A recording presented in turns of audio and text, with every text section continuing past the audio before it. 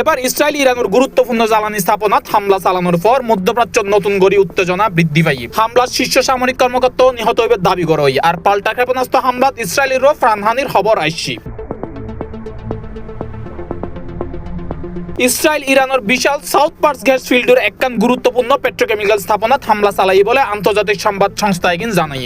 এই গ্যাস ক্ষেত্র হবে বিশ্বের বৃহত্তম এবং ইরানের জ্বালানি উৎপাদনের বড় অংশের উৎস।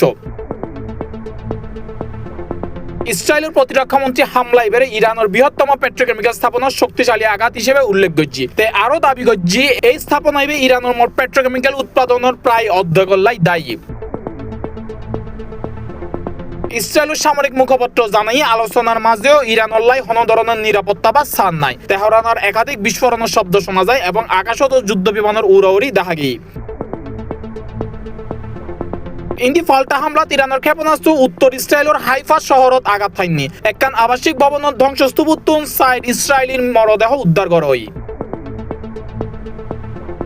উত্তেজনা ছড়াই পড়িবার পর উপসাগরীয় দেশিকিন সতর্ক অবস্থান লই কুয়েত, সংযুক্ত আরব আমিরাত এবং সৌদি আরব আকাশ প্রতিরক্ষা ব্যবস্থা সক্রিয় করছে ইরানের চোরা ক্ষেপণাস্ত্র ও ড্রোন প্রতিহত করিবার লাই। International desk, C+ TV।